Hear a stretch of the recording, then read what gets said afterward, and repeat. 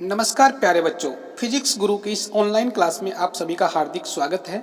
आज के इस वीडियो लेक्चर में हम लोग 11th क्लास की फिजिक्स प्रैक्टिकल वर्नियर कैलिपर के बारे में जानने की कोशिश करेंगे। तो आइए जान लेते हैं कि वर्नियर कैलिपर क्या होता है।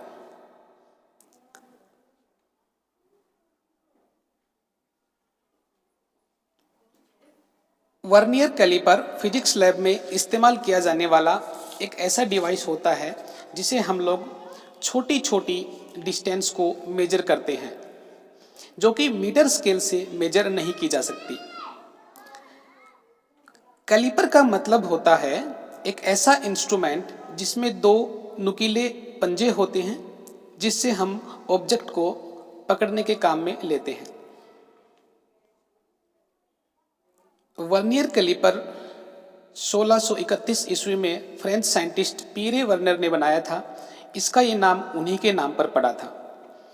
इसमें एक लंबी मेटल की प्लेट होती है, जिसके एक सिरे पे एक फिक्स नुकीला पंजा होता है।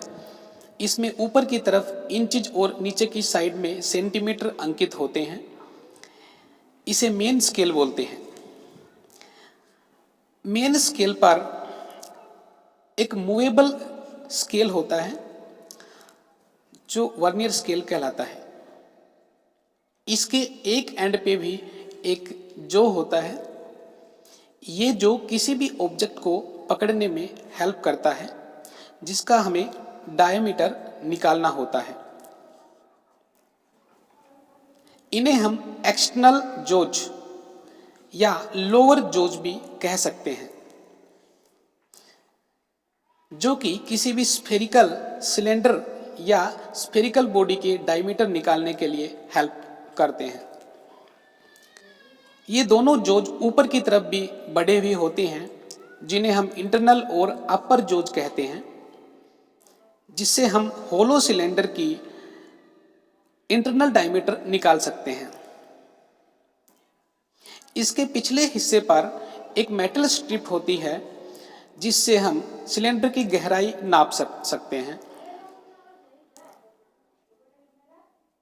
ये डिवाइस वर्नियर प्रिंसिपल के सिद्धांत पर काम करता है।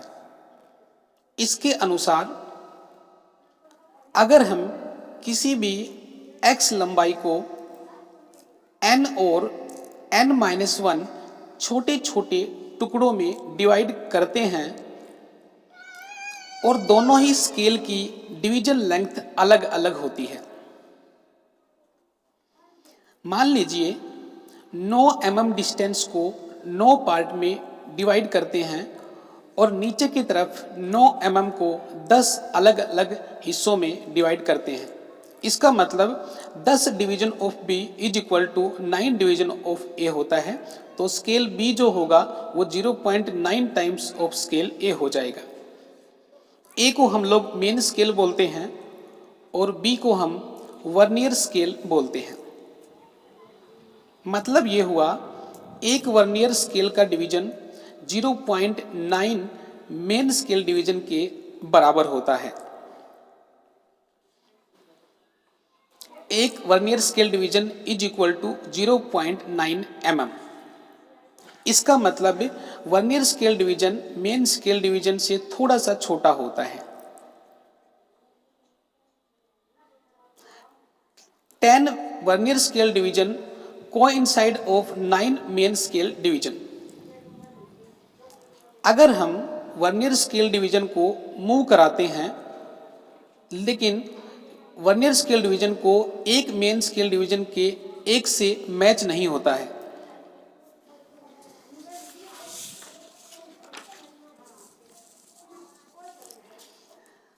अगर हम 0 को और आगे की तरफ मूव कराते हैं,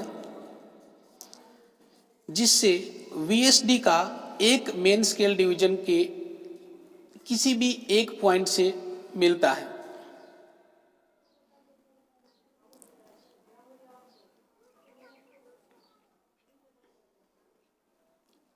अगर इसी प्रकार से हम इसे आगे की तरफ मूव करते हुए 2 पर डिस्प्लेस करते हैं, तो ये 0.2 mm पीछे रह जाता है।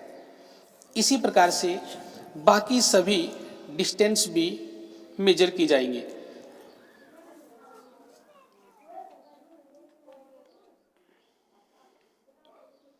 जैसे कि आप देख पा रहे हैं, पहले वाले डिवीजन के लिए जो मेन स्केल डिवीजन है वो 0.1 mm वर्नियर स्केल डिवीजन से पीछे रहता है जब हम लोग दोनों मेन स्केल डिवीजन और वर्नियर स्केल डिवीजन के एक वाले नंबर को मिलाते हैं।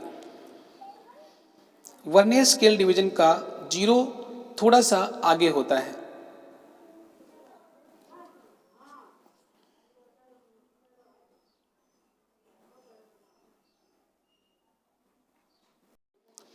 जिस प्रकार से 0.1 पहले वाले डिवीजन का डिफरेंस होता है, वैसे ही 0.2, 0.3, 0.4, 0.5, 0.6, 0.7, 0.8 और 0.9 और 1 mm तक हम लोग डिफरेंस काउंट कर सकते हैं। अब हम लोग बात करते हैं लिस्ट काउंट। इस डिवाइस की हम लोग लिस्ट काउंट कैसे मेजर करेंगे? लिस्ट काउंट को हम लोग वर्नियर कांस्टेंट या लिस्ट काउंट भी कह सकते हैं। Least count is equal to 1 main scale division minus 1 vernier scale division, यानी मेन स्केल डिवीजन में से एक वर्नियर स्केल डिवीजन को लेस करने पे हमें जो वैल्यूज मिलेगी उसे हम लिस्ट काउंट बोलते हैं। n into vernier scale division is equal to n minus 1 main scale division, यानी 10 vernier scale division is equal to 9 main scale division. That is 1 vernier scale division is equal to n minus 1 upon n main scale division, that is 10 upon 9, that is 0.1. Least count is equal to 1 main scale division minus n minus 1 upon n main scale division. So least count is equal to 1 by n of main scale division. Consider length of 1 main scale division upon number of division of vernier scale, that is equal to 1 by n of main scale division. Now how to determine the diameter of the sphere? इसके लिए हम distance between two zeros को निकालेंगे। सबसे पहले vernier scale और main scale के दोनों पॉइंट्स को, दोनों जीरो को एक साथ रखेंगे। उसके बाद वर्नियर स्केल को मूव कराते हुए दोनों जोज के बीच में स्फेरिकल बॉडी को रखेंगे। उसके बाद हम मेन स्केल डिवीजन का वो पॉइंट लेंगे जो वर्नियर स्केल डिवीजन से बिल्कुल मैच हो रहा है। यहाँ पे 7 main scale division is equal to 4 vernier scale division के बराबर आया है, तो हम लोग लिखेंगे 7 main scale division minus 4 vernier scale division, या फिर हम ऐसे कह सकते हैं 3 main scale division plus 4 main scale division minus 4 vernier scale division, अर्थात 3 main scale division plus 4 into main scale division minus vernier scale division.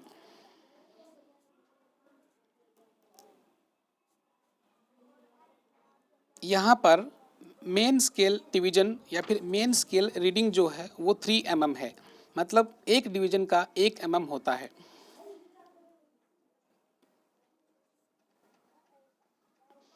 यहाँ पर 4 का मतलब है वर्नियर कोइंसिडेंस, मतलब 4th पॉइंट जो है, 4 नंबर की जो लाइन है वो बिल्कुल मेन स्केल डिवीजन के स्केल से बिल्कुल मैच हो रही है, तो हम लिखेंगे 4 into main scale division minus vernier scale division.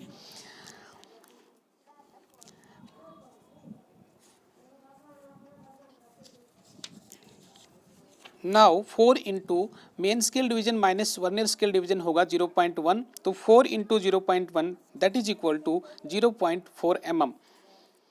तो लेंथ ऑफ डायमीटर यानी स्फीयर का डायमीटर जो है वो होगा 3 plus 0.4 that is equal to 3.4 mm, where 4 is the vernier coincidence and 0.1 is the least count of a vernier caliper.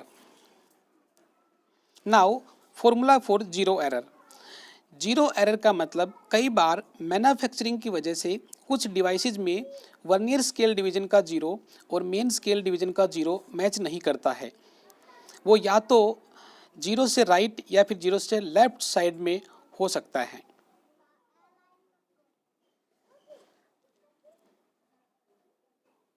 मान लीजिए यहाँ पर राइट साइड में 0.5 mm वर्नियर स्केल डिवीजन खिसक गया है, तो दोनों पंजों को ओपन करने से पहले 0.5 mm एक्स्ट्रा लेंथ मेजर करेगा।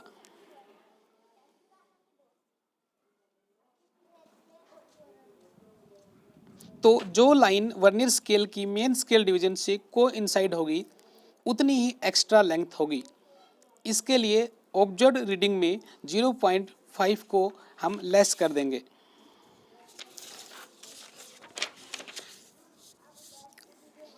इसे हम पॉजिटिव एरर कहते हैं। जो एरर मेन 0 पॉइंट से राइट साइड में होती है उसे पॉजिटिव एरर कहेंगे। पॉजिटिव एरर के केस में जीरो करेक्शन जो होगा वो नेगेटिव होगा और जीरो एरर होगी वो पॉजिटिव होगी।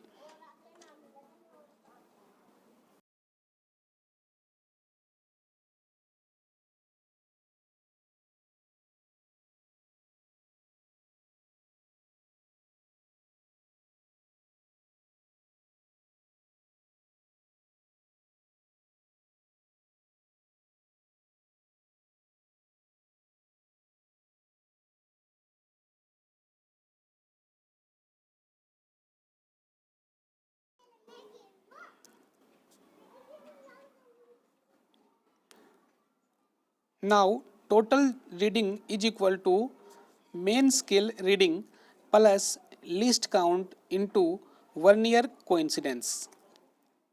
यहाँ पर टोटल रीडिंग निकालने के लिए मेन स्केल रीडिंग जो है वो 0 होगी, लीस्ट काउंट 0.1 होगा और वर्नियर कोइंसिडेंस होगा 5।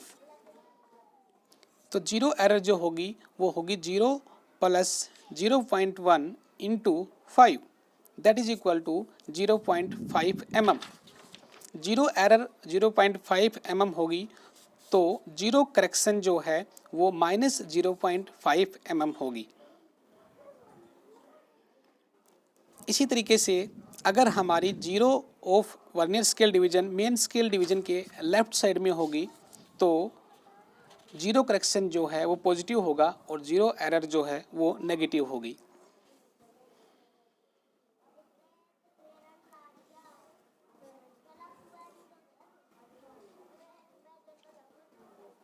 ये थी वर्नियर कैलिपर की वर्किंग।